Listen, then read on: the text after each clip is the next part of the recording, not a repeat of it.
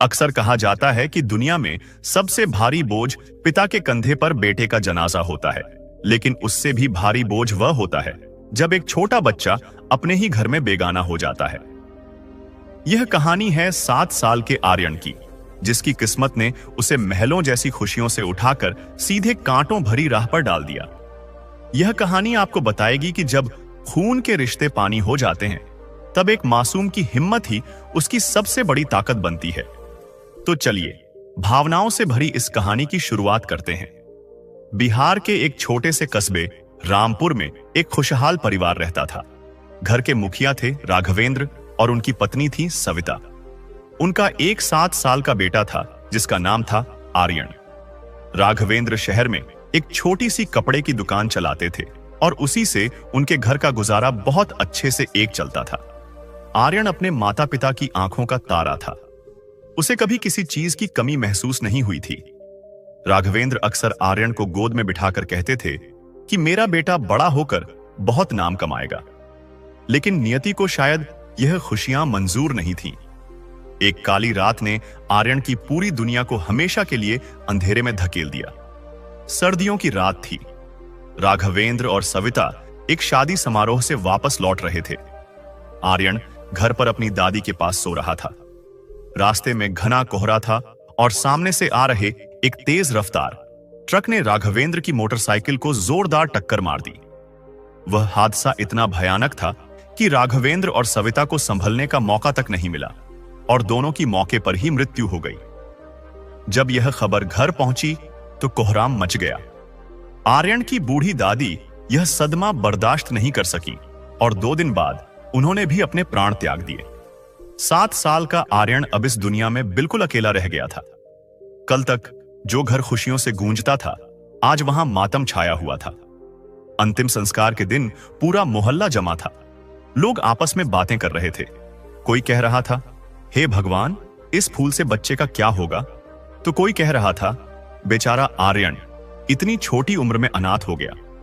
आर्यन अपनी मां की तस्वीर को सीने से लगाकर एक कोने में गुमसुम बैठा था। उसे तो अभी तक यह भी ठीक से समझ नहीं आ रहा था कि मृत्यु क्या होती है। उसे बस इतना पता था कि उसके पापा और मां अब कभी वापस नहीं आएंगे। तभी वहां एक काली कार आकर रुकी। कार से राघवेंद्र के छोटे भाई यानी आर्यन के चाचा महेश और उनकी पत्नी रमा उतरे। महेश शहर में रहता था और पिछले कई सालों से राघवेंद्र से उसका कोई खास रिश्ता नहीं था। लेकिन आज भाई की मौत और उससे भी ज्यादा उनकी संपत्ति की खबर सुनकर वह दौड़ा चला आया था। महेश ने आते ही दिखावटी आंसू बहाना शुरू कर दिया। उसने आर्यन को गले लगाया और जोर जोर से रोने का नाटक करते हुए बोला, मेरे भाई को यह क्या हो गया? अब मेरे इस भतीजे का क्या होगा? चाची रमा ने भी अपनी साड़ी के पल्लू से सूखी आंखें पोंछने का नाटक किया। मोहल्ले के बुजुर्गों ने जब महेश को देखा तो उन्हें लगा कि चलो अब आर्यन को संभालने वाला कोई तो आ गया। पंचायत बैठी और यह फैसला हुआ कि चूंकि आर्यन अभी बहुत छोटा है, इसलिए वह अपने चाचा महेश और चाची रमा के साथ शहर जाएगा। राघवेंद्र का जो भी मकान और दुकान था, उसकी देखरेख भी अब महेश ही करेगा जब तक कि आर्यन बड़ा नहीं हो जाता। महेश और रमा के मन में तो लड्डू फूट रहे थे। उनकी नजर आर्यन पर नहीं, बल्कि राघवेंद्र की जमा पूंजी और उस मकान पर थी जिसकी कीमत लाखों में थी। वे आर्यन को अपने साथ शहर ले गए। आर्यन जब अपने घर से निकल रहा था तो वह बार बार पीछे मुड़कर अपने घर को देख रहा था, जहां उसकी बचपन की यादें बसी थीं। उसे नहीं पता था कि वह अब उस घर में शायद कभी वापस नहीं आ पाएगा। शहर पहुंचकर असली कहानी शुरू हुई। पहले 2-4 दिन तो महेश और रमा ने आर्यन के साथ ठीक व्यवहार किया, ताकि आस पड़ोस के लोगों को लगे कि वे आर्यन का कितना ख्याल रख रहे हैं। लेकिन जैसे ही कुछ दिन बीते, उनका असली चेहरा सामने आने लगा। रमा, जो अपने खुद के बेटे रोहन को राजकुमार की तरह रखती थी, आर्यन को घर के एक फालतू सामान की तरह देखने लगी। एक सुबह की बात है, आर्यन को भूख लगी थी। वह रसोई में गया और चाची रमा से बोला, चाची, मुझे भूख लगी है, नाश्ता दे दो। रमा उस समय अपने बेटे रोहन को दूध और बादाम खिला रही थी।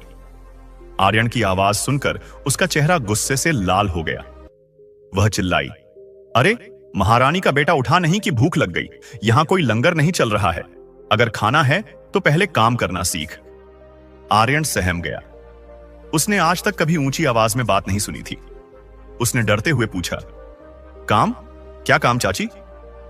रमा ने एक गंदा सा कपड़ा आर्यन की ओर फेंका और बोली, जा पहले पूरे घर का पोंछा लगा, और खबरदार, जो कहीं भी धूल दिखी तो काम खत्म होने के बाद ही तुझे सूखी रोटी मिलेगी। आर्यन की आंखों में आंसू आ गए। उसने कभी घर में एक गिलास पानी भी खुद लेकर नहीं पिया था, और आज उसे पूरे घर में पोंछा लगाने को कहा जा रहा था। उसका पेट भूख से कुलकुला रहा था। उसने चाचा महेश की तरफ उम्मीद भरी नजरों से देखा, जो पास ही बैठकर अखबार पढ़ रहे थे। लेकिन महेश ने ऐसे व्यवहार किया जैसे उसने कुछ सुना ही नहीं। आर्यन समझ गया कि यहां उसकी सुनने वाला कोई नहीं है। उसने चुपचाप वह कपड़ा उठाया और फर्श साफ करने लगा। उसके नन्हे हाथों से वह भारी बाल्टी उठ नहीं रही थी। पानी छलककर उसके पैरों पर गिर रहा था, लेकिन वह डर के मारे काम करता रहा। दिन बीतते गए और आर्यन की हालत बद से बदतर होती गई। उसे अब घर का नौकर बना दिया गया था। सुबह 5 बजे उठकर झाड़ू पोंछा करना, बर्तन धोना और यहां तक कि चाचा के कपड़े धोना भी अब आर्यन की जिम्मेदारी थी।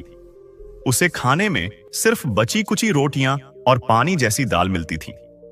वहीं दूसरी ओर उसका चचेरा भाई रोहन नए नए खिलौनों से खेलता, अच्छे स्कूल जाता और तरह तरह के पकवान खाता। एक दिन रमा बाजार से ढेर सारी मिठाइयां और फल लेकर आई। रोहन ने तुरंत एक सेब उठाया और खाने लगा। आर्यन, जो पास ही बर्तन साफ कर रहा था, उसका मन भी ललचा गया। उसने एक सेब की तरफ हाथ बढ़ाया ही था कि रमा ने उसका हाथ जोर से झटक दिया। खबरदार, जो हाथ भी लगाया, रमा चीखी। यह सब मेरे रोहन के लिए है। तेरे बाप ने मेरे लिए कोई खजाना नहीं छोड़ा है जो तुझे मैं बादाम और सेब खिलाऊं। तेरी हैसियत सिर्फ इस घर के झूठे बर्तन धोने की है, समझ गया? आर्यन ने अपना हाथ पीछे खींच लिया। उस दिन उसे पहली बार एहसास हुआ कि गरीबी और अनाथ होना किसे कहते हैं। वह रात भर अपने छोटे से स्टोर रूम में, जहां उसे सोने की जगह दी गई थी, सिसक सिसक कर रोता रहा। वहां मच्छरों की भरमार थी और एक पुराना फटा हुआ कंबल ही उसका सहारा था। उसने आसमान की तरफ देखकर अपने माता पिता से शिकायत की, आप मुझे यहां अकेले छोड़कर क्यों चले गए? मुझे अपने पास बुला लो। लेकिन आर्यन को यह नहीं पता था कि यह तो बस शुरुआत थी। उसकी परीक्षा अभी और कठिन होने वाली थी। उसे स्कूल जाने का बहुत शौक था। वह अक्सर रोहन को स्कूल जाते हुए देखता तो उसकी आंखों में एक चमक आ जाती। एक दिन उसने हिम्मत जुटाकर चाचा महेश से कहा, चाचा जी, क्या मैं भी स्कूल जा सकता हूं? पापा कहते थे कि मुझे पढ़ लिख कर बड़ा आदमी बनना है। महेश ने हंसते हुए कहा, पढ़ाई? अरे ओ अनाथ, पढ़ाई अमीरों के छौंचले हैं। तुझे क्या लगता है मैं तेरी फीस के पैसे भरूंगा? मेरे पास फालतू पैसे नहीं हैं। अगर तुझे इस घर में रहना है तो काम करना पड़ेगा। कल से तुझे मेरी दुकान पर भी आना होगा, वहां सफाई करना और ग्राहकों को पानी पिलाना। यही तेरी पढ़ाई है और यही तेरी किस्मत। आर्यन का दिल टूट गया। उसकी किताबों की दुनिया, उसके सपने, सब एक पल में चकनाचूर हो गए। अगले दिन से उसे दुकान पर भी काम करने के लिए भेज दिया गया। दुकान पर उसे दिन भर खड़ा रहना पड़ता, भारी सामान उठाना पड़ता। कई बार तो उसका शरीर जवाब दे जाता, लेकिन वह रुक नहीं सकता था, क्योंकि रुकने का मतलब था रात का खाना बंद। ऐसे ही 6 महीने बीत गए। आर्यन अब 7 साल का बच्चा नहीं, बल्कि हालात का मारा एक मजदूर लग रहा था। उसके कपड़े छोटे और गंदे हो गए थे। उसके चेहरे की मासूमियत गायब हो चुकी थी और उसकी जगह एक उदासी ने ले ली थी। लेकिन इन सब के बीच एक चीज थी जो नहीं बदली थी, उसकी ईमानदारी और उसकी सहन शक्ति। एक दिन की बात है, चाचा महेश की दुकान पर एक बहुत अमीर आदमी आया। उसका नाम था सेठ दीनानाथ। वह शहर के सबसे बड़े व्यापारियों में से एक था। उसकी नजर दुकान की सफाई करते हुए नन्हे आर्यन पर पड़ी। आर्यन बड़े ध्यान से और सलीके से कपड़ों की थान जमा रहा था। सेठ दीनानाथ ने गौर किया कि यह बच्चा साधारण नौकर नहीं लगता। उसकी आंखों में एक अलग सी समझदारी थी। सेठ दीनानाथ ने महेश से पूछा, महेश भाई, यह बच्चा कौन है? बहुत छोटा है, अभी तो इसकी खेलने कूदने और स्कूल जाने की उम्र है। तुम इससे काम क्यों करवा रहे हो? महेश हड़बड़ा गया। उसने बात बनाते हुए कहा, अरे सेठ जी, क्या बताऊं? ये मेरे दूर के रिश्तेदार का बेटा है, अनाथ है, कोई है नहीं इसका, मैंने इसे सहारा दिया है। अब घर में खाली बैठा रहता था तो सोचा दुकान पर थोड़ा हाथ बंटा लेगा तो काम भी सीख जाएगा। आर्यन सब सुन रहा था, लेकिन वह चुप रहा। उसे पता था कि अगर उसने सच बोला तो घर जाकर उसकी शामत आ जाएगी। लेकिन सेठ दीनानाथ की पारखी नजरों ने भांप लिया था कि महेश कुछ छिपा रहा है। सेठ ने आर्यन को अपने पास बुलाया। आर्यन डरते डरते उनके पास गया। सेठ ने प्यार से उसके सिर पर हाथ रखा और पूछा, बेटा, तुम्हारा नाम क्या है और क्या तुम्हें पढ़ना आता है? आर्यन ने धीरे से सिर हिलाया और बोला, जी, मेरा नाम आर्यन है, मुझे पढ़ना आता है, मैं अपनी कक्षा में हमेशा प्रथम आता था। यह कहते हुए उसकी आवाज भर्रा गई। सेठ दीनानाथ ने अपनी जेब से एक अंग्रेजी का अखबार निकाला और आर्यन के सामने रखते हुए कहा, जरा यह हेडिंग पढ़कर सुनाओ तो। आर्यन ने बिना किसी हिचकिचाहट के वह लाइन एकदम सही उच्चारण के साथ पढ़ दी। सेठ दीनानाथ हैरान रह गए। इतना छोटा बच्चा और इतनी अच्छी अंग्रेजी। वह समझ गए कि यह हीरा है जिसे कोयले की खान में दबाया जा रहा है। उन्होंने महेश से तो कुछ नहीं कहा, लेकिन जाते जाते आर्यन को एक बिस्कुट का पैकेट दिया और एक गहरी सोच में डूब गए। उधर घर पर चाची रमा एक नई साजिश रच रही थी। उसे लग रहा था कि आर्यन अब बड़ा हो रहा है, कहीं ऐसा ना हो कि कल को वह अपने पिता की संपत्ति का हिस्सा मांग ले। रमा ने अपने पति महेश को रात में समझाया, सुनो, यह आर्यन अब हमारे लिए खतरा बन सकता है। हमें राघवेंद्र के उस पुराने मकान को जल्द से जल्द बेच देना चाहिए और सारे पैसे अपने नाम कर लेने चाहिए, और इस आर्यन को किसी अनाथालय में छोड़ आना चाहिए या फिर इसे किसी गैरेज में काम पर लगा दो, जहां यह वहीं रहे और वहीं खाए। महेश भी अपनी पत्नी की बातों में आ गया। लालच ने उसकी आंखों पर पट्टी बांध रखी थी। उन्होंने तय किया कि अगले हफ्ते वे गांव जाएंगे और उस पुश्तैनी मकान को बेच देंगे। लेकिन उन्हें यह नहीं पता था कि भगवान की लाठी में आवाज नहीं होती। अगली सुबह जब आर्यन दुकान जाने के लिए तैयार हो रहा था, तभी उसने चाची रमा को फोन पर किसी से बात करते हुए सुन लिया। रमा कह रही थी, हां, बस 2 दिन की बात है, उस अनाथ को हम हमेशा के लिए घर से निकाल देंगे, मकान के कागजात तैयार रखना। यह सुनकर आर्यन के पैरों तले जमीन खिसक गई। उसे घर से निकाला जाने वाला था, अब वह कहां जाएगा? इस विशाल शहर में उसका कौन है? डर और घबराहट में उसका दिल जोर जोर से धड़कने लगा। उस रात आर्यन की आंखों से नींद कोसों दूर थी। चाचा महेश और चाची रमा की बातें उसके कानों में पिघले हुए शीशे की तरह गूंज रही थीं। अनाथालय, गैरेज, घर से निकालना, ये शब्द उस 7 साल के बच्चे के लिए किसी मौत की सजा से कम नहीं थे। वह अपने छोटे से अंधेरे स्टोर रूम में घुटनों में सिर दिए बैठा कांप रहा था। उसे समझ नहीं आ रहा था कि वह क्या करे। उसके दिमाग में बार बार अपने पिता राघवेंद्र का चेहरा आ रहा था। वह सोच रहा था, पापा, आपने तो कहा था कि यह घर मेरा है, फिर चाचा इसे कैसे बेच सकते हैं? बाहर सन्नाटा था, केवल कभी कभी गली के कुत्तों के भौंकने की आवाज आ रही थी। आर्यन ने अपनी जेब से अपने माता पिता की एक छोटी सी पासपोर्ट साइज फोटो निकाली, जिसे वह हमेशा अपने पास छिपाकर रखता था। उस फोटो को अंधेरे में टटोलते हुए उसने सिसकते हुए कहा, मां, मुझे यहां बहुत डर लग रहा है। चाची मुझे मारती है, खाना नहीं देती, अब वे मुझे घर से भी निकाल रहे हैं।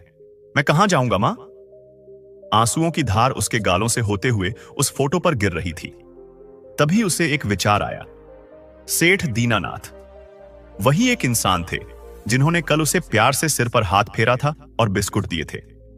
आर्यन को याद आया कि सेठ जी ने उसे अपनी दुकान का कार्ड भी दिया था, जो शायद उसकी शर्ट की जेब में अभी भी पड़ा होगा।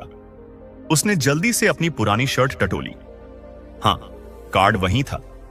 हालांकि आर्यन को शहर के रास्तों का ज्यादा ज्ञान नहीं था, लेकिन उसे इतना याद था कि सेठ जी की गाड़ी जिस तरफ गई थी वह शहर का सबसे रईस इलाका सिविल लाइंस था। उसने लोगों को बात करते हुए सुना था कि सेठ दीनानाथ की कोठी वहां की सबसे बड़ी कोठी है, जिसे सफेद महल कहते हैं। आर्यन ने एक बड़ा फैसला लिया। वह अब और यहां घुट-घुट कर नहीं जिएगा। उसे अपने पिता की आखिरी निशानी उस मकान को बचाना ही होगा। अगर चाचा गांव जाकर मकान बेच देंगे तो उसके पास वापस जाने के लिए कोई जगह नहीं बचेगी। आर्यन ने अपने आंसुओं को पोंछा। उसके अंदर एक अजीब सी हिम्मत जाग उठी थी। यह हिम्मत उस अन्याय के खिलाफ थी जो उसके साथ हो रहा था। उसने अपने फटे पुराने स्कूल बैग में अपने 2 जोड़ी कपड़े, वह फोटो और सेठ जी का दिया हुआ बिस्कुट का पैकेट रखा। घड़ी में रात के 2 बज रहे थे। पूरा घर गहरी नींद में था। आर्यन दबे पांव स्टोर रूम से बाहर निकला। लकड़ी का फर्श चरमराहट ना करे, इसलिए वह पंजों के बल चल रहा था। वह चाचा चाची के कमरे के पास से गुजरा। अंदर से खर्राटे की आवाज आ रही थी। आर्यन का दिल जोर जोर से धड़क रहा था। अगर वह पकड़ा गया तो आज उसकी खैर नहीं थी। शायद चाची उसे इतना मारेगी कि वह उठ भी नहीं पाएगा। वह मुख्य दरवाजे तक पहुंचा। दरवाजा लोहे का था और उसमें नीचे एक सिटकनी लगी थी। आर्यन के हाथ कांप रहे थे। उसने धीरे से सिटकनी खोली। खट की एक हल्की सी आवाज हुई। आर्यन वहीं जम गया। वह सांस रोककर खड़ा रहा। कुछ सेकंड बीत गए, लेकिन अंदर से कोई हलचल नहीं हुई। उसने राहत की सांस ली और धीरे से दरवाजा खोलकर बाहर निकल गया। बाहर की दुनिया उसके लिए एकदम नई और डरावनी थी। सर्द हवा चल रही थी जो उसके पतले कपड़ों को भेद कर शरीर में चुभ रही थी। सड़क पर सन्नाटा था। स्ट्रीट लाइट की पीली रोशनी में लंबे लंबे साए बनते हुए दिख रहे थे जो आर्यन को डरा रहे थे, लेकिन उसके पास पीछे मुड़ने का विकल्प नहीं था।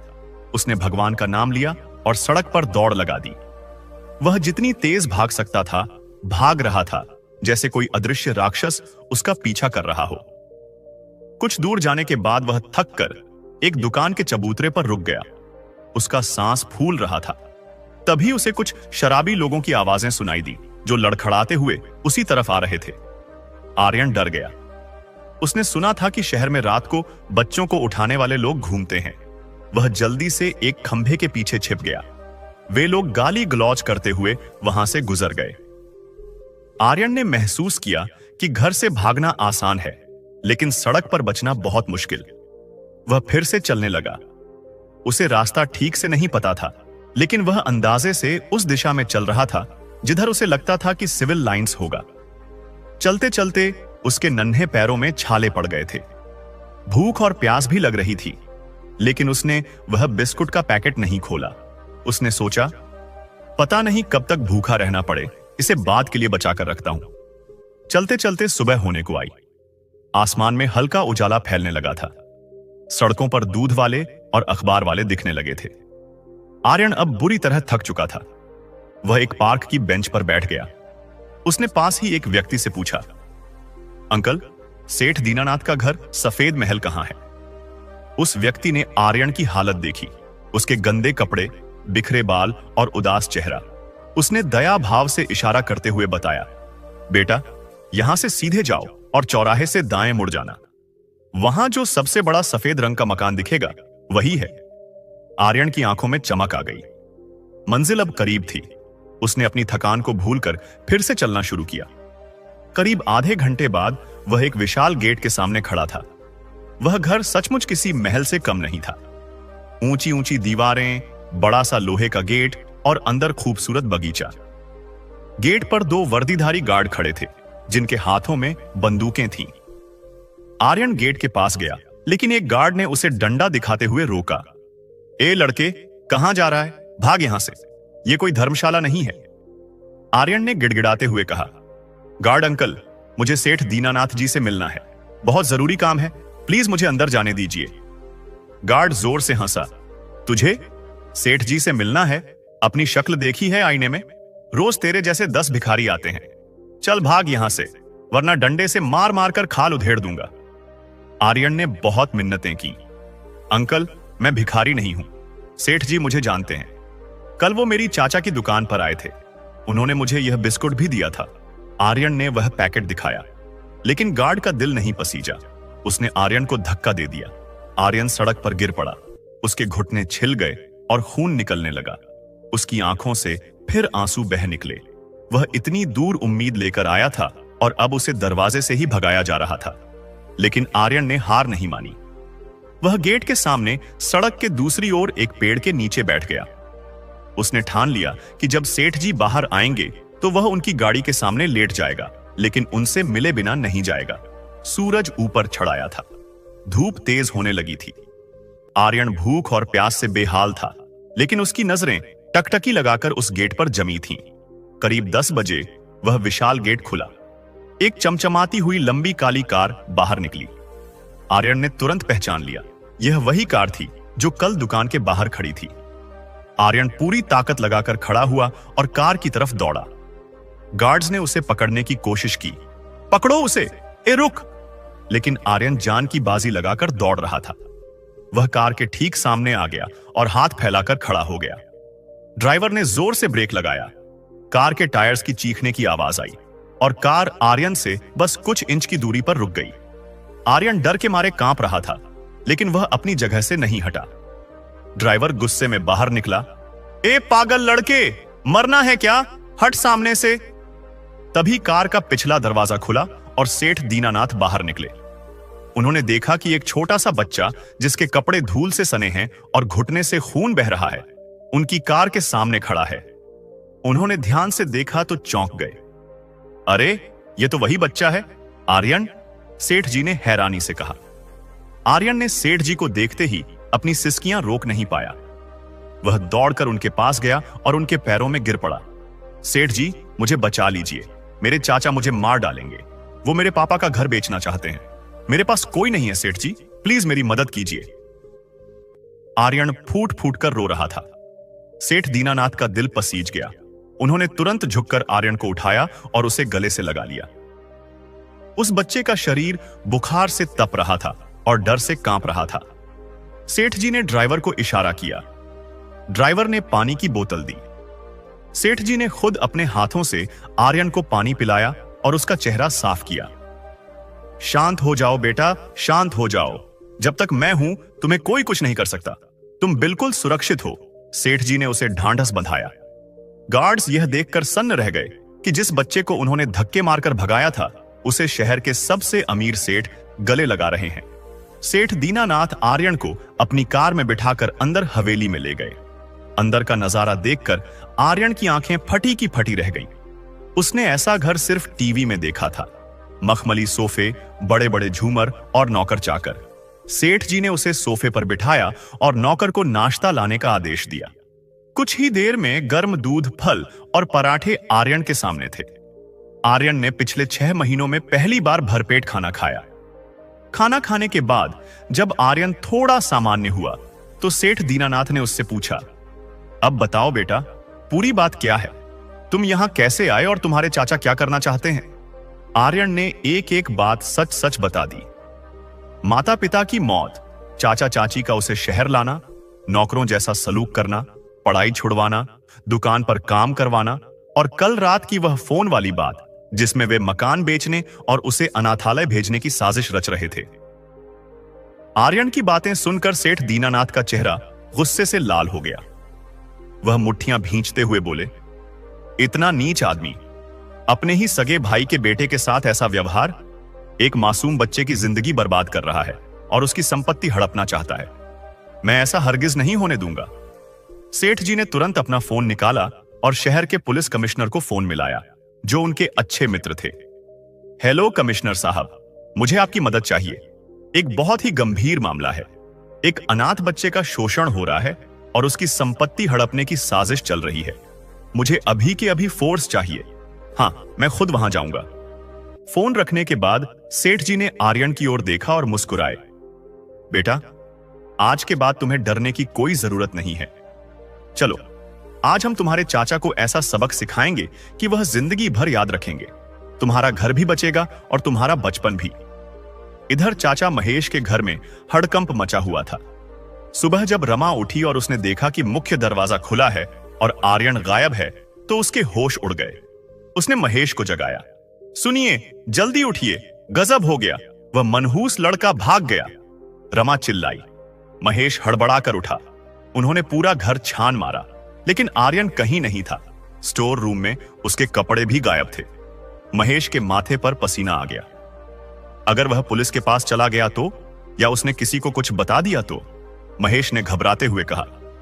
रमा ने मुंह बनाते हुए कहा, अरे, वह पिद्दी सा बच्चा पुलिस के पास कैसे जाएगा? कहीं सड़क पर भटक रहा होगा या किसी ट्रक के नीचे आ गया होगा। अच्छा ही हुआ बला टली। हमें उसे अनाथालय छोड़ने की मेहनत नहीं करनी पड़ेगी। तुम जल्दी से गांव के लिए निकलो और मकान का सौदा पक्का करो, मैं यहां संभाल लूंगी। महेश को भी यह बात सही लगी। वह तैयार होने लगा। उसने अपना बैग पैक किया और घर से निकलने ही वाला था कि तभी बाहर पुलिस की सायरन की आवाज सुनाई दी। एक नहीं बल्कि 3-4 पुलिस जीप और एक काली लग्जरी कार उनके घर के बाहर आकर रुकी। महेश और रमा खिड़की से झांके तो उनके पैरों तले जमीन खिसक गई। कार से सेठ दीनानाथ उतरे और उनके साथ वही आर्यन था, लेकिन अब वह डरा हुआ नहीं लग रहा था। उसने नए कपड़े पहने थे और उसका हाथ सेठ दीनानाथ ने मजबूती से पकड़ रखा था। पुलिस ने घर को चारों तरफ से घेर लिया। कमिश्नर साहब ने लाउडस्पीकर पर अनाउंस किया, महेश कुमार, घर के बाहर आ जाओ, तुम चारों तरफ से घिर चुके हो। महेश के हाथ पैर ठंडे पड़ गए। वह कांपते हुए रमा की ओर पलटा। यह क्या हो गया रमा? यह लड़का तो सीधे सेठ दीनानाथ के पास पहुंच गया, अब हम नहीं बचेंगे। रमा, जो कल तक शेरनी बनी फिरती थी, अब भीगी बिल्ली बन गई थी। दोनों डरते डरते घर से बाहर निकले। मोहल्ले के लोग भी तमाशबीन बनकर जमा हो गए थे। सेठ दीनानाथ ने आर्यन को आगे किया और कड़क आवाज में बोले, महेश, शर्म नहीं आती तुम्हें? अपने मरे हुए भाई की इस निशानी को सड़कों पर धक्के खाने के लिए मजबूर कर दिया। तुमने इंसानियत को शर्मसार किया है। महेश ने गिड़गिड़ाते हुए कहा, सेठ जी, मुझे माफ कर दीजिए, मुझसे गलती हो गई, मैं तो बस। खामोश। सेठ जी की आवाज बिजली की तरह कड़की। गलती नहीं, तुमने अपराध किया है, बाल श्रम, घरेलू हिंसा और धोखाधड़ी।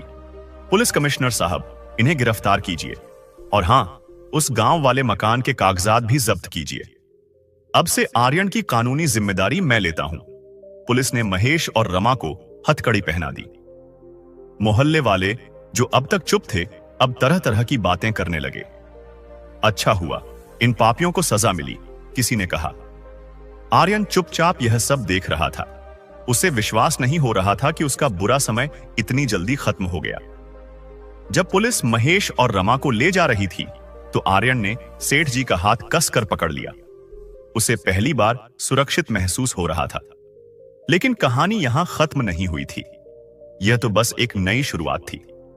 आर्यन को न्याय तो मिल गया था, लेकिन उसके जीवन की असली उड़ान अभी बाकी थी। उसे अभी भी अपने पैरों पर खड़ा होना था और अपने पिता का नाम रोशन करना था। सेठ दीनानाथ आर्यन को वापस अपनी हवेली ले आए। उन्होंने आर्यन से कहा, बेटा, अब से यह घर तुम्हारा है। मैं और मेरी पत्नी निसंतान हैं। भगवान ने शायद हमारी सुनी सुनी गोद भरने के लिए ही तुम्हें हमारे पास भेजा है। क्या तुम हमें अपना माता पिता मानोगे? आर्यन की आंखों में आंसू आ गए। उसने रोते हुए सेठ जी और उनकी पत्नी के पैर छुए। उसे एक नया परिवार मिल गया था। लेकिन आर्यन के मन में एक बात थी जो उसे परेशान कर रही थी। उसने सेठ जी से कहा, बाबूजी, मैं आपके साथ रहूंगा, आपका बेटा बनकर, लेकिन मेरी एक शर्त है। सेठ जी चौंक गए। शर्त? कैसी शर्त बेटा? आर्यन ने अपनी मासूम लेकिन दृढ़ आवाज में कहा, मैं मुफ्त में यहां नहीं रहूंगा, मुझे मेहनत करनी है। मैं पढ़ूंगा, लेकिन साथ ही मुझे खुद को साबित करना होगा। मैं नहीं चाहता कि कोई कहे कि आर्यन को सब कुछ खैरात में मिला है। मैं बड़ा होकर आपके पैसे लौटाऊंगा और अपने गांव वाला घर वापस अपने दम पर संवारूंगा। सेठ जी आर्यन की यह खुददारी देखकर गदगद हो गए।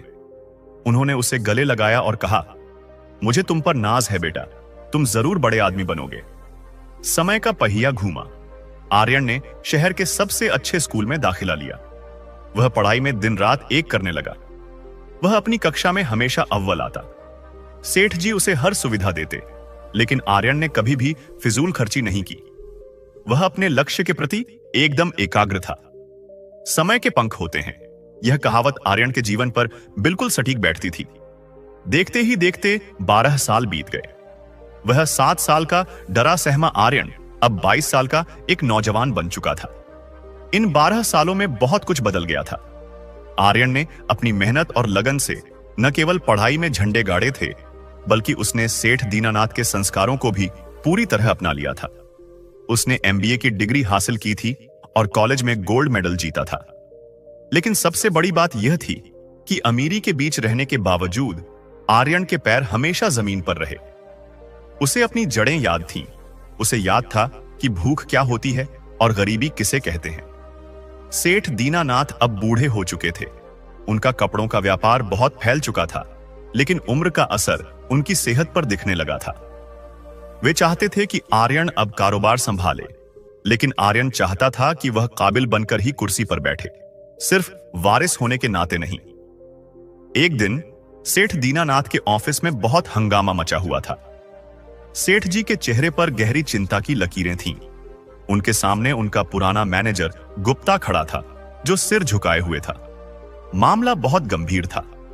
सेठ जी की कंपनी को अमेरिका से एक बहुत बड़ा ऑर्डर मिला था, 50,000 रेडीमेड शर्ट्स का। यह डील करोड़ों की थी, और अगर यह सफल होती तो कंपनी का नाम पूरी दुनिया में हो जाता। लेकिन समस्या यह थी कि जिस गोदाम में कच्चा माल और तैयार शर्ट्स रखी थीं, वहां बीती रात एक छोटी सी आग लग गई थी। आग तो बुझा दी गई थी, लेकिन धुएं और पानी की वजह से काफी माल खराब हो गया था। डिलीवरी देने में सिर्फ 10 दिन बचे थे, और इतना सारा माल दोबारा तैयार करना नामुमकिन लग रहा था। सेठ दीनानाथ हताश होकर कुर्सी पर बैठ गए। उन्होंने कहा, गुप्ता जी, अब क्या होगा? अगर हमने समय पर माल नहीं भेजा तो न सिर्फ ऑर्डर कैंसिल होगा, बल्कि बाजार में हमारी इज्जत मिट्टी में मिल जाएगी। हमारे विरोधी मिस्टर खन्ना तो पहले से ही इस ताक में बैठे हैं कि कब हम गिरें और वे हमारी जगह ले लें। तभी केबिन का दरवाजा खुला और आर्यन अंदर आया।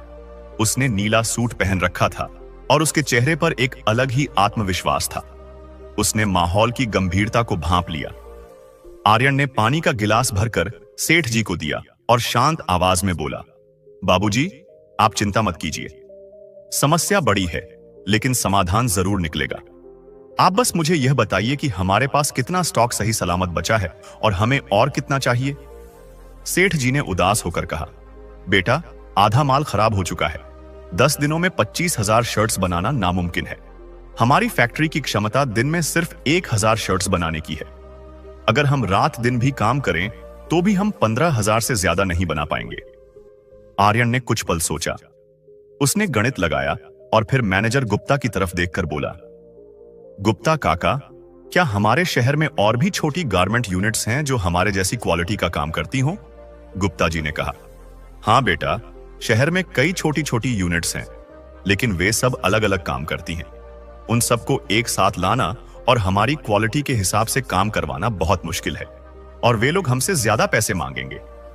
आर्यन ने मुस्कुराते हुए कहा, पैसे की चिंता मत कीजिए। साख बचाने के लिए अगर थोड़ा नुकसान भी हो जाए तो कोई बात नहीं, लेकिन हम वादा नहीं तोड़ेंगे। अगले ही पल आर्यन ने कमान संभाल ली।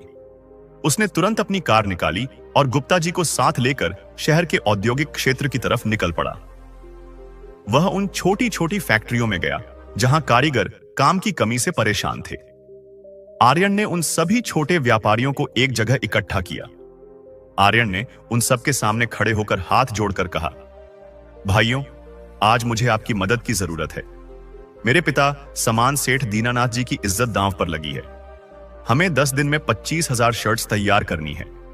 मैं आपको बाजार भाव से 20% ज्यादा पैसा दूंगा, लेकिन मुझे काम में कोई कमी नहीं चाहिए। क्या आप लोग मेरा साथ देंगे? उन छोटे व्यापारियों और कारीगरों के लिए यह एक बहुत बड़ा अवसर था। उन्हें काम भी मिल रहा था और पैसा भी ज्यादा। सबने एक सुर में हां कर दी।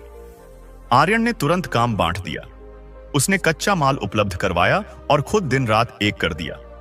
वह ऐसी केबिन में नहीं बैठा, बल्कि फैक्ट्रियों के चक्कर लगाता रहा, कारीगरों के साथ बैठकर चाय पीता और उनका हौसला बढ़ाता। कारीगर भी आर्यन की सादगी देखकर हैरान थे। उन्हें विश्वास नहीं हो रहा था कि इतना बड़ा अमीरजादा उनके साथ धूल मिट्टी में खड़ा होकर काम करवा रहा है। दिन रात मशीनें चली। आर्यन ने अपनी नींद हराम कर दी थी। वह घर भी नहीं गया, बस काम, काम और काम। 9वें दिन शाम तक पूरा माल तैयार हो गया। क्वालिटी चेक हुई और सब कुछ एकदम सही निकला।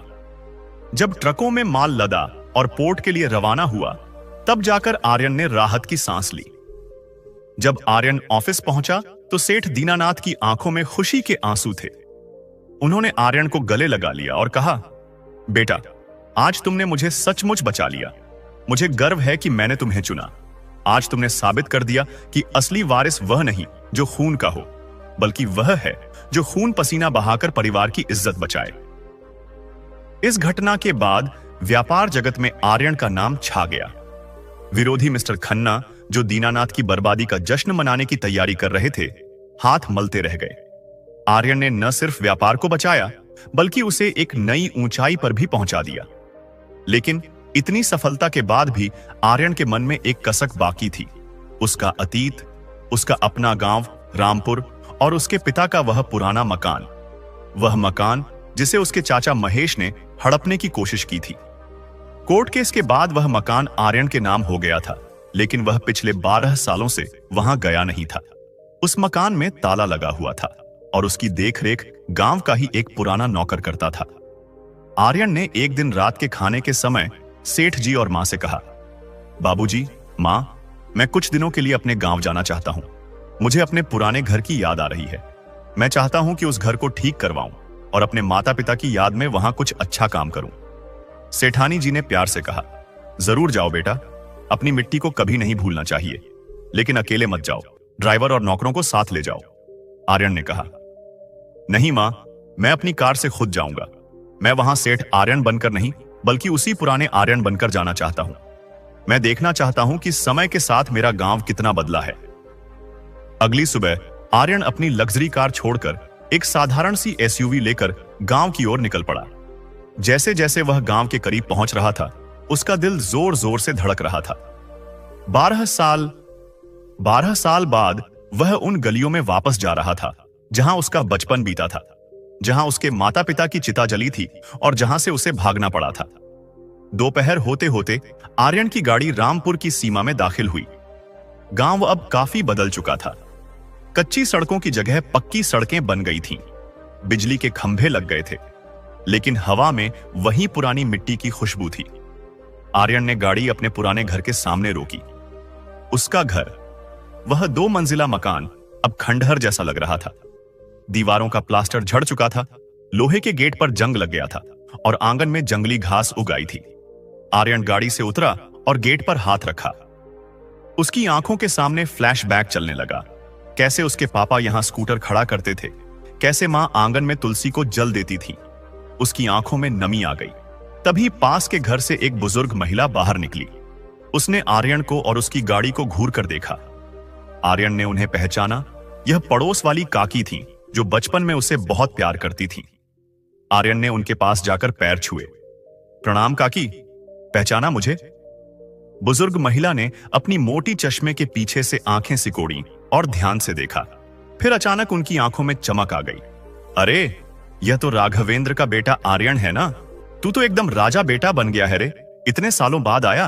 काकी की आवाज सुनकर आसपास के और भी लोग जमा हो गए। गांव में खबर आग की तरह फैल गई कि राघवेंद्र का बेटा आर्यन शहर से वापस आया है और वह बहुत बड़ा आदमी बन गया है। लोग उसे देखने के लिए उमड़ पड़े। आर्यन सबसे बड़े प्रेम और आदर से मिला। उसने देखा कि गांव के लोग आज भी उसे उतना ही प्यार करते हैं। आर्यन ने गांव के उस मजदूर को बुलाया जिसके पास घर की चाबी थी। ताला खोला गया। घर के अंदर धूल की मोटी परत जमी थी, मकड़ी के जाले थे और एक अजीब सी सीलन भरी गंध थी। लेकिन आर्यन के लिए यह किसी मंदिर से कम नहीं था। वह उस कमरे में गया जहां उसके माता पिता की तस्वीर टंगी थी। तस्वीर पर धूल जम गई थी। आर्यन ने अपनी रूमाल से धूल साफ की और हाथ जोड़कर खड़ा हो गया। पापा, मां, मैं आ गया हूं। मैंने अपना वादा निभाया है। मैं अपने पैरों पर खड़ा हो गया हूं। अब मैं इस घर को फिर से वैसा ही सुंदर बनाऊंगा जैसा आप चाहते थे, आर्यन ने मन ही मन कहा। शाम को आर्यन ने गांव के सरपंच और कुछ बुजुर्गों को अपने घर के बाहर बुलाया। सब लोग चबूतरे पर बैठे। आर्यन ने कहा, काका, मैं अपने माता पिता की याद में गांव के लिए कुछ करना चाहता हूं। मैं चाहता हूं कि इस गांव के किसी भी बच्चे को अनाथ होकर शहर न भागना पड़े और न ही पढ़ाई के लिए भटकना पड़े। मैं यहां अपने घर की जमीन पर एक छोटा सा अस्पताल और एक स्कूल बनवाना चाहता हूं। गांव वाले यह सुनकर गदगद हो गए। सरपंच ने कहा, बेटा, तुम्हारे विचार तो बहुत ऊंचे हैं, लेकिन तुम्हें पता है, तुम्हारे चाचा महेश भी जेल से छूटकर वापस आ गए हैं। वे अब गांव के दूसरे छोर पर एक छोटी सी झोपड़ी में रहते हैं। उनकी हालत बहुत खराब है। जब से तुम गए और वे जेल गए, उनका सब कुछ बर्बाद हो गया। चाची रमा अब लकवे की मरीज हैं और चारपाई पर पड़ी रहती हैं। आर्यन यह सुनकर चौंक गया। उसे चाचा चाची पर बहुत गुस्सा आता था, लेकिन उनकी हालत के बारे में सुनकर उसका मन विचलित हो गया। उसने सोचा, क्या मुझे उनसे मिलना चाहिए जिन्होंने मेरा बचपन बर्बाद किया, मुझे घर से निकालने की साजिश की? क्या मुझे उन्हें देखना भी चाहिए? लेकिन फिर उसे सेठ दीनानाथ की सीख याद आई। बेटा, क्षमा करना कमजोर का नहीं, ताकतवर का काम है। बदला लेने से तुम उनके जैसे बन जाओगे, लेकिन माफ करने से तुम उनसे ऊपर उठ जाओगे। आर्यन ने एक गहरी सांस ली और सरपंच से कहा, चलिए काका, मुझे उनके पास ले चलिए। सरपंच और कुछ लोग आर्यन के साथ चल दिए। गांव के बाहरी हिस्से में, जहां गरीबों की बस्ती थी, वहां एक टूटी फूटी झोपड़ी के बाहर एक बूढ़ा आदमी बैठा बीड़ी पी रहा था। उसके कपड़े मैले कुचैले थे, गाल पिचक गए थे और बाल बिखरे हुए थे। यह महेश था, वही महेश जो कभी राघवेंद्र की संपत्ति हड़पने के सपने देखता था। आर्यन को देखते ही महेश हक्का बक्का रह गया। वह अपनी जगह से उठने की कोशिश करने लगा, लेकिन कमजोरी के कारण गिर पड़ा। आर्यन ने आगे बढ़कर उसे थाम लिया। चाचा जी, आर्यन ने भारी आवाज में कहा। महेश की आंखों से झरझर आंसू बहने लगे। वह आर्यन के पैरों में गिर पड़ा और फूट फूट कर रोने लगा। मुझे माफ कर दे बेटा, मुझे माफ कर दे। मैंने तेरे साथ बहुत पाप किया है। उसी पाप की सजा मैं और तेरी चाची भुगत रहे हैं। भगवान ने हमें हमारे कर्मों का फल दे दिया। हम नरक की जिंदगी जी रहे हैं। आर्यन ने महेश को उठाया। अंदर झोपड़ी में रमा खाट पर पड़ी थी। उसका शरीर आधा काम नहीं करता था। वह भी आर्यन को देखकर रोने लगी, लेकिन बोल नहीं पा रही थी। उस पल आर्यन को एहसास हुआ कि समय सबसे बड़ा न्यायाधीश है। उसे अब बदला लेने की कोई जरूरत नहीं थी, क्योंकि नियति ने अपना काम कर दिया था। आर्यन ने अपनी जेब से कुछ पैसे निकाले और महेश के हाथ में रख दिए। उसने कहा, चाचा जी, जो हुआ उसे बदला तो नहीं जा सकता। मैं आपके किए को कभी नहीं भूल सकता, लेकिन मैं आपको इस हाल में भी नहीं देख सकता। ये कुछ पैसे हैं, इससे अपना और चाची का इलाज करवाइए। मैं गांव में एक अस्पताल बनवा रहा हूं, वहां आपका इलाज मुफ्त होगा। मैं आपको माफ करता हूं। इतना कहकर आर्यन वहां से मुड़ गया। महेश और रमा उसे जाते हुए देखते रहे। उनकी आंखों में पश्चाताप के आंसू थे। आर्यन का मन अब बिल्कुल हल्का हो गया था। उसने अपने अतीत के बोझ को उतार फेंका था। रात को आर्यन अपने पुराने घर की छत पर लेटा था। आसमान में तारे चमक आइट रहे थे। उसे लगा जैसे दो सबसे चमकीले तारे, उसके माता पिता, उसे देखकर मुस्कुरा रहे हैं। उसने तय किया कि वह अब अपनी जिंदगी समाज सेवा और अपने व्यापार को आगे बढ़ाने में लगाएगा। अगले कुछ महीनों में आर्यन ने गांव की तस्वीर बदल दी। उसने अपने पुश्तैनी घर को रेनोवेट करवाया और उसे एक चैरिटेबल ट्रस्ट में बदल दिया। वहां एक छोटा दवाखाना और बच्चों के लिए लाइब्रेरी खोली गई।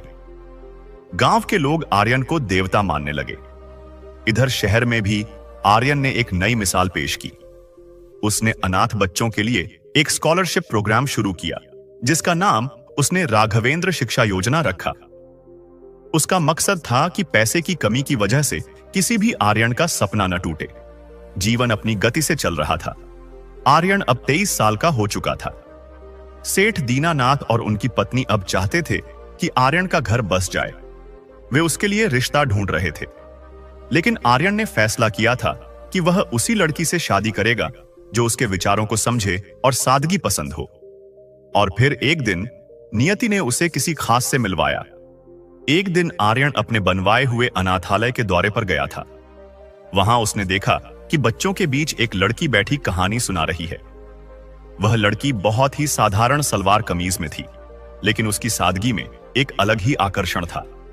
बच्चे उसे घेरे हुए थे और वह बड़े प्यार से उन्हें पढ़ा रही थी। आर्यन ने अनाथालय के वार्डन से पूछा, यह कौन है? वार्डन ने बताया, सर, इनका नाम अंजलि है। यह शहर के एक स्कूल में टीचर हैं, लेकिन हर रविवार यहां आकर बच्चों को मुफ्त में पढ़ाती है और उनके साथ समय बिताती हैं। बहुत ही नेक दिल इंसान है। आर्यन को लगा जैसे उसने अंजलि में अपनी ही परछाई देख ली हो। वही सेवा भाव, वही सादगी। वह अंजलि से बात करने के लिए आगे बढ़ा। आर्यन अनाथालय के उस हॉल के दरवाजे पर खड़ा अंजलि को बच्चों को पढ़ाते हुए एकटक देख रहा था। उसके मन में एक अजीब सी शांति थी। उसने आज तक कई लड़कियों को देखा था, बिजनेस पार्टियों में, कॉलेज में, लेकिन जो सादगी और अपनापन अंजलि के चेहरे पर था, वह उसने कहीं और नहीं देखा था। अंजलि बच्चों को एक कहानी सुना रही थी। सच्ची खुशी लेने में नहीं, देने में है। यह वही वाक्य था जो सेठ दीनानाथ अक्सर आर्यन से कहा करते थे। आर्यन को लगा जैसे नियति ने उसे संकेत दे दिया है। क्लास खत्म होने के बाद बच्चे खेल के मैदान की तरफ भाग गए। अंजलि अपनी किताबें समेट रही थी। आर्यन ने हिम्मत जुटाई और धीरे से अंदर गया। उसके कदमों की आहट सुनकर अंजलि ने सिर उठाया। आर्यन को सामने देखकर वह थोड़ा झिझकी, क्योंकि वह जानती थी कि आर्यन इस शहर का कितना बड़ा नाम है। लेकिन उसने बड़े ही सलीके से नमस्ते किया। नमस्ते सर, आप यहां?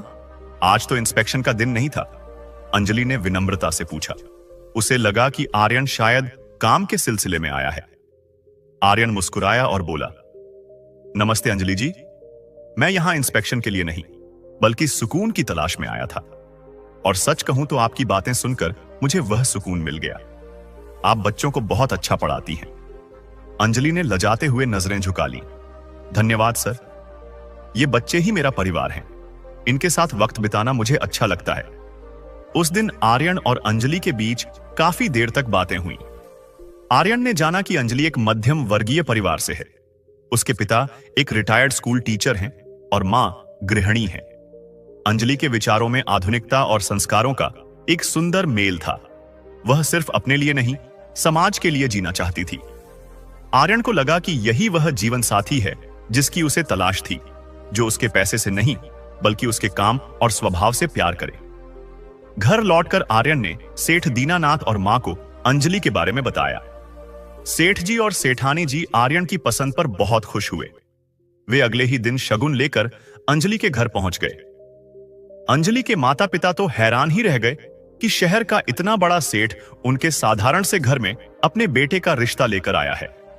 अंजलि की सादगी ने सेठानी जी का दिल जीत लिया। बिना किसी दहेज और बिना किसी दिखावे के रिश्ता तय हो गया। शादी बहुत ही सादगी से हुई। आर्यन ने फैसला किया कि शादी में फिजूल खर्ची करने के बजाय वह पैसा गरीबों के इलाज और शिक्षा में लगाएगा। शहर के लोगों ने इस फैसले की बहुत तारीफ की। अंजलि आर्यन की पत्नी बनकर सफेद महल में आ गई। घर में जैसे लक्ष्मी का प्रवेश हुआ हो, खुशियां दोगुनी हो गईं। अंजलि ने न सिर्फ घर को संभाला, बल्कि आर्यन के समाज सेवा के कामों में भी उसका हाथ बटाना शुरू कर दिया। समय अपनी गति से बीत रहा था। आर्यन और अंजलि का जीवन बहुत सुखी चल रहा था। आर्यन का बिजनेस दिन दुनी रात चौगुनी तरक्की कर रहा था। लेकिन कहते हैं ना कि जब दिया बहुत तेज जलता है तो हवा के झोंके उसे बुझाने की कोशिश जरूर करते हैं। आर्यन की सफलता कई लोगों की आंखों में खटक रही थी। सबसे ज्यादा जलन उसके पुराने विरोधी मिस्टर खन्ना को थी। मिस्टर खन्ना का बिजनेस आर्यन की वजह से लगातार घाटे में जा रहा था। उसे अपनी हार बर्दाश्त नहीं हो रही थी। उसने सीधी तरह से आर्यन को हराने की बहुत कोशिश की थी, लेकिन हर बार आर्यन की ईमानदारी और क्वालिटी के आगे वह टिक नहीं पाया। इसलिए अब खन्ना ने एक घिनौनी साजिश रचने का फैसला किया। उसने सोचा, अगर मैं आर्यन को बिजनेस में नहीं हरा सकता तो मैं उसकी साख, उसकी इज्जत पर हमला करूंगा। एक बार बाजार में उसका नाम खराब हो गया तो वह अपने आप बर्बाद हो जाएगा। खन्ना ने अपने एक पुराने और शातिर जासूस को आर्यन की फैक्ट्री में नौकरी दिलवाने का इंतजाम किया। उसने फैक्ट्री के एक पुराने सुपरवाइजर रेशम लाल को पैसों का लालच देकर अपनी तरफ मिला लिया। रेशम लाल को जुए की लत थी और उस पर काफी कर्जा था। खन्ना ने उसका कर्जा चुकाने का वादा किया और बदले में उसे एक काम सौंपा। काम यह था कि आर्यन की कंपनी को जो नया एक्सपोर्ट ऑर्डर मिला है बच्चों के कपड़ों का, उसमें इस्तेमाल होने वाले रंग में एक जहरीला केमिकल मिला दिया जाए। रेशमलाल पहले तो डरा, लेकिन पैसों के लालच ने उसकी बुद्धि भ्रष्ट कर दी। उसने खन्ना के कहने पर रात के अंधेरे में गोदाम में जाकर अच्छी क्वालिटी के रंगों के डिब्बों में वह सस्ता और हानिकारक केमिकल मिला दिया, जो त्वचा पर गंभीर एलर्जी कर सकता था। अगले हफ्ते वह माल तैयार हुआ और यूरोप के लिए भेज दिया गया। आर्यन और अंजलि इस बात से बेखबर थे कि उनके खिलाफ क्या साजिश रची गई है। वे अपनी शादी की पहली सालगिरह मनाने की तैयारी कर रहे थे। घर में जश्न का माहौल था, लेकिन यह खुशी ज्यादा दिन नहीं टिकी। 15 दिन बाद एक सुबह जब आर्यन नाश्ता कर रहा था, तभी उसका फोन बजा। फोन उसके यूरोपियन क्लाइंट का था। आर्यन ने जैसे ही फोन उठाया, उधर से चिल्लाने की आवाज आई, मिस्टर आर्यन, आपने हमें धोखा दिया है। आपने जो बच्चों के कपड़े भेजे थे, उन्हें पहनने से कई बच्चों को गंभीर स्किन एलर्जी हो गई है। यहाँ के हेल्थ डिपार्टमेंट ने हमारे स्टोर पर छापा मारा है और आपके कपड़ों में प्रतिबंधित जहरीला केमिकल पाया गया है। हम आपका पूरा ऑर्डर कैंसिल कर रहे हैं और आप पर भारी जुर्माना ठोक रहे हैं। साथ ही हम इंटरनेशनल मीडिया में आपकी कंपनी को ब्लैकलिस्ट करवा रहे हैं। आर्यन के पैरों तले जमीन खिसक गई। फोन उसके हाथ से छूटकर गिर पड़ा। वह सन्न रह गया। जहरीला केमिकल, यह कैसे हो सकता है? हम तो सबसे बेस्ट क्वालिटी का ऑर्गेनिक रंग इस्तेमाल करते हैं, वह बड़बड़ाया। तभी टीवी पर ब्रेकिंग न्यूज चलने लगी। मशहूर उद्योगपति आर्यन की कंपनी के कपड़ों से बच्चे बीमार, मुनाफे के लिए मासूमों की जान से खिलवाड़। हर चैनल पर आर्यन की तस्वीरें और उसकी कंपनी के खिलाफ खबरें चल रही थीं। पुलिस की गाड़ियां सायरन बजाते हुए आर्यन के घर और ऑफिस के बाहर जमा होने लगी। सेठ दीनानाथ यह खबर सुनकर वहीं सोफे पर गिर पड़े। उनकी तबीयत अचानक बिगड़ गई। अंजलि और नौकरों ने उन्हें संभाला। आर्यन एक बिल्कुल टूट चुका था। उसने अपनी जिंदगी में मेहनत से जो इज्जत कमाई थी, वह एक पल में धुएं की तरह उड़ रही थी। पुलिस इंस्पेक्टर घर के अंदर आया। यह वही इंस्पेक्टर था जो आर्यन की बहुत इज्जत करता था, लेकिन आज उसका चेहरा सख्त था। मिस्टर आर्यन, हमें आपके खिलाफ बहुत गंभीर शिकायत मिली है। हमें आपको पूछताछ के लिए थाने ले जाना पड़ेगा और आपकी फैक्ट्री को सील किया जा रहा है। आर्यन ने हाथ जोड़कर कहा, इंस्पेक्टर साहब, मैंने कुछ नहीं किया। यह जरूर कोई गलती है या कोई साजिश है। मैं बच्चों की जान से खेलने के बारे में सपने में भी नहीं सोच सकता। लेकिन सबूत आर्यन के खिलाफ थे। पुलिस उसे जीप में बिठाकर ले गई। मीडिया वालों ने उसे घेर लिया। तरह तरह के चुभने वाले सवाल पूछने लगे। आर्यन ने सिर झुका लिया। उसे समझ नहीं आ रहा था कि उसकी फैक्ट्री में जहर कहां से आया। जब आर्यन को ले जाया जा रहा था, तब अंजलि दौड़कर बाहर आई। उसकी आंखों में आंसू थे, लेकिन चेहरा दृढ़ था। उसने आर्यन का हाथ पकड़ा और बोली, आर्यन, घबराना मत। मैं जानती हूं आप निर्दोष हैं। पूरी दुनिया चाहे आपके खिलाफ हो जाए, मैं आपके साथ खड़ी हूं। यह किसी की गहरी साजिश है और मैं इसका पर्दाफाश करके रहूंगी। आप बस अपना हौसला मत तोड़ना। आर्यन को पुलिस ले गई। उसे हवालात में बंद कर दिया गया। एक रईस और इज्जतदार आदमी के लिए जेल की सलाखों के पीछे होना मौत से बदतर था। वह ठंडी जमीन पर बैठकर सोचता रहा कि आखिर चूक कहां हुई। इधर घर पर अंजलि ने रोना धोना बंद किया। उसने ठान लिया कि वह आर्यन पर लगे इस दाग को मिटाकर रहेगी। उसने तुरंत आर्यन के भरोसेमंद मैनेजर गुप्ता जी को फोन किया। गुप्ता काका, मुझे अभी के अभी फैक्ट्री के पिछले 1 महीने के सीसीटीवी फुटेज चाहिए और उन सभी कर्मचारियों की लिस्ट चाहिए जो गोदाम और डाइंग डिपार्टमेंट में काम करते हैं, अंजलि ने कड़क आवाज में कहा। गुप्ता जी ने कहा, लेकिन बेटी, फैक्ट्री तो पुलिस ने सील कर दी है, हम अंदर कैसे जाएंगे? अंजलि ने कहा, हमें हार नहीं माननी है। हमारे ऑफिस के सर्वर रूम में बैकअप डेटा होता है, आप वो डेटा निकालिए। मुझे शक है कि यह काम किसी घर के भेदी का ही है। अगले 2 दिन तक अंजलि और गुप्ता जी ने दिन रात एक कर दिया। वे हजारों घंटों की सीसीटीवी रिकॉर्डिंग देखते रहे। उनकी आंखें सूज गई थीं, लेकिन वे रुके नहीं। सेठ दीनानाथ की हालत भी स्थिर थी, लेकिन वे बहुत चिंतित थे।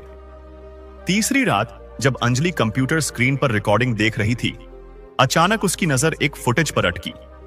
रात के 2 बजे की रिकॉर्डिंग थी। गोदाम का पिछला दरवाजा हल्का सा खुला था और एक आदमी अंदर घुस रहा था। उसने मुंह पर कपड़ा बांधा हुआ था, लेकिन उसके चलने का अंदाज और उसके हाथ में एक खास तरह की घड़ी चमक रही थी। अंजलि ने वीडियो को झूम किया। वह आदमी डिब्बों में कुछ मिला रहा था। अंजलि ने गुप्ता जी को बुलाया। काका, देखिए इसे। क्या आप इस आदमी को पहचानते हैं? इसकी कलाई पर यह सुनहरे पट्टे वाली घड़ी देखिए। गुप्ता जी ने ध्यान से देखा और चौंक गए। अरे, यह घड़ी तो सुपरवाइजर रेशम लाल की है। उसे यह घड़ी बहुत पसंद है। वह हमेशा इसे पहनता है और हां, उसकी चाल ढाल भी वैसी ही है। अंजलि की आंखों में चमक आ गई। चोर पकड़ा गया था, लेकिन अभी तो यह सिर्फ शुरुआत थी। यह साबित करना बाकी था कि रेशम लाल ने यह सब किसके कहने पर किया। अंजलि ने कहा, काका, हमें पुलिस को अभी नहीं बताना है। अगर पुलिस सीधे रेशम लाल के पास गई तो वह सतर्क हो जाएगा या उसका आका उसे गायब करवा देगा। हमें उसे रंगे हाथों पकड़ना होगा या उसका सच उगलवाना होगा। अंजलि ने एक योजना बनाई। उसने गुप्ता जी से कहा कि वे रेशम लाल को फोन करें और कहें कि कंपनी एक गुप्त मीटिंग कर रही है और पुराने कर्मचारियों को बोनस देने वाली है, इसलिए उसे रात को ऑफिस के पीछे वाले पार्क में बुलाया जाए। रात का सन्नाटा गहरा हो चला था। शहर के बाहरी इलाके में बने उस पार्क में घुप अंधेरा था। रेशम लाल डरते डरते वहां पहुंचा। उसके माथे पर पसीना था और दिल जोर जोर से धड़क रहा था।